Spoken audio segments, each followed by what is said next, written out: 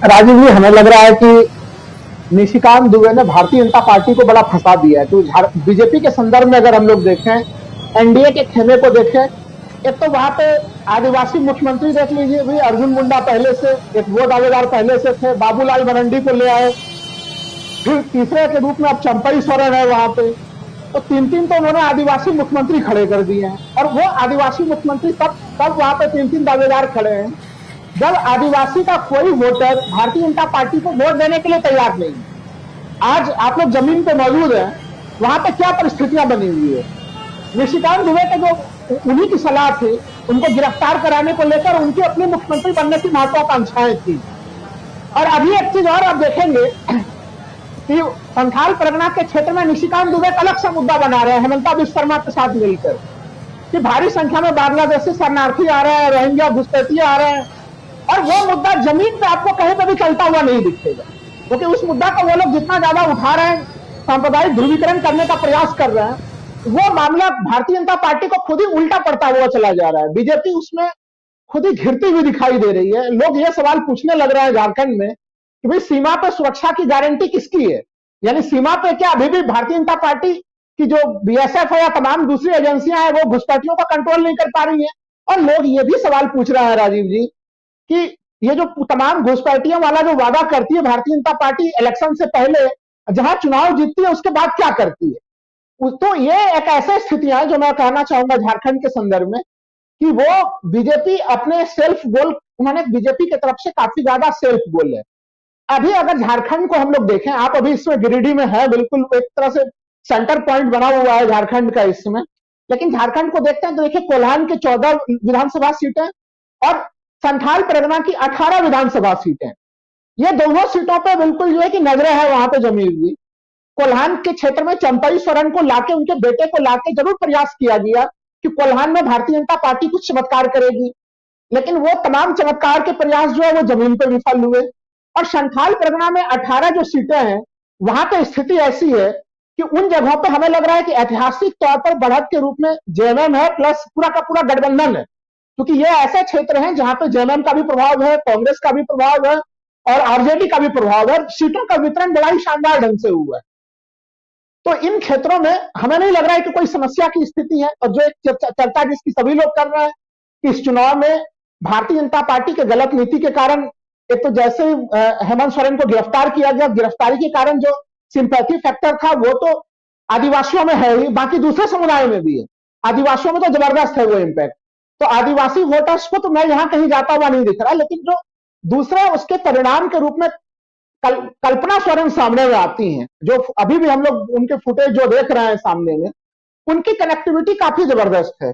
यानी जो चुनाव के मोर्चा में सबसे शीर्ष नेता के रूप में हेमंत सोरेन एक लोकल लीडर के रूप में जो सारी जिम्मेवारी होती थी, उनके साथ साथ अब कल्पना सोरेन एक बड़ी शक्ति के रूप में उभरी है और जनता के साथ मैसेजिंग बड़ा तगड़ा ढंग से कर रहे हैं। तो ये झारखंड की एक मोटी सी तस्वीर है जहां पे बीजेपी सीधे सीधे बैकफुट पे है। देखिए, हेमंता बिस्वा शर्मा को लाके भड़काऊ बयान दिलाने वाले स्थितियों से वो सोच रहे हैं कि आदिवासी वोटर में वो कोई संगवारी कर लेंगे, ये बड़ी एक कठिन सी स्थिति है। वो झारखंड के जमीनी स्थिति, झारखंड के जमीनी हालात को ना समझने के कारण हो रहा है। और अगर इसी रूपरेखा को अगर हम लोग ले जाएं महाराष्ट्र के अंतर्गत, देखिए महाराष्ट्र में दो तीन चीजें तो बड़ी क्लियर सी दिखती हैं। एक तो पहला चीज की महाविकास अघाड़ी में सीटों के बंटवारे में उस प्रकार की समस्याएं नहीं हुई है, सीटों का बंटवारा काफी स्मूथली चल रहा है। जबकि महायुति में जो एनडीए गठबंधन है, वहां पे एक तरह से आप सोचिए कि जब देवेंद्र फडणवीस को मुख्यमंत्री बनाया जा रहा है तो जो एकनाथ शिंदे का पूरा कैडर है, जो भी पार्टी है, जो भी तोड़ फोड़ के वो अलग हुए हैं, उनके कार्यकर्ताओं के बीच में एनर्जी कहां से बचेगी। अब तो यह स्पष्ट है कि भारतीय जनता पार्टी 150 से ज्यादा सीटों पर चुनाव लड़ने जा रही है महाराष्ट्र में। 121 सीटों पर लगभग उन्होंने उम्मीदवार घोषित भी कर दिया भारतीय जनता पार्टी ने अपना।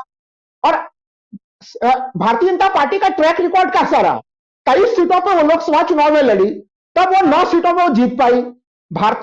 जबकि एकनाथ शिंदे 15 सीटों पर लड़े थे और 7 सीट वो जीत लिए थे। तो स्ट्राइक रेट अगर देखें भारतीय जनता पार्टी की तुलना में एकनाथ शिंदे का बेहतर था। तो जो आपको कुछ शक्ति, जहां से कुछ थोड़ा बहुत प्राप्त भी हो सकता था, उसको भारतीय जनता पार्टी ने खुद ही डाउन कर दिया है। तो भारतीय जनता पार्टी की पहली एक समस्या।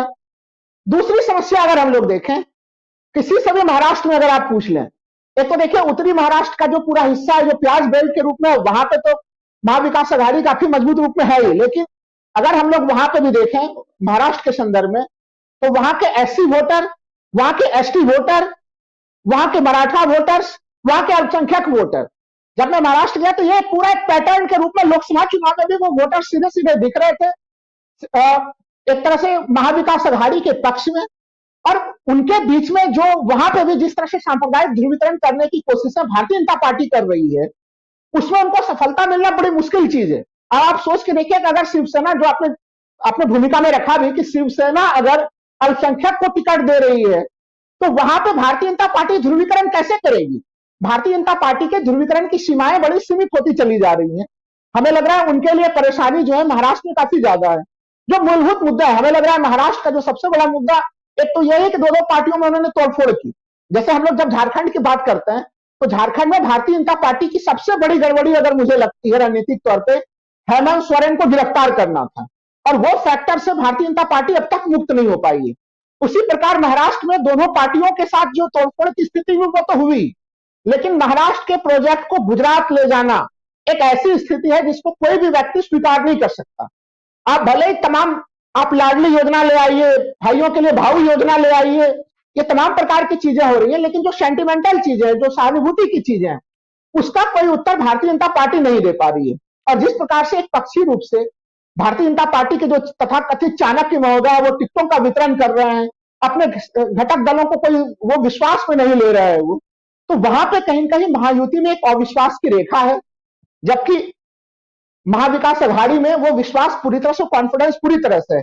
मैं अभी भी कह रहा हूं, शरद पवार उम्र में सबसे ज्यादा है राजीव जी वहां पे, लेकिन उम्र के इस पड़ाव में भी उन्होंने इलेक्शन कैंपेन को जो तेज धार दी है, वो अपने आप में काफी अनूठा है। वो सीधे सीधे जो महाविकास आघाड़ी के जो दो अन्य पार्टियां हैं उनको एनर्जी प्रदान कर रहा है। वो शिवसेना उद्धव ठाकरे को एनर्जी प्रदान कर रहा है, वो कांग्रेस को अपने आप एनर्जी में है ही, कि उनके कांग्रेस ने तो वही 17 सीटें लड़ी और लोकसभा में 13 सीटें वो प्राप्त कर गए, तो उनका तो स्ट्राइक रेट काफी जबरदस्त था ही।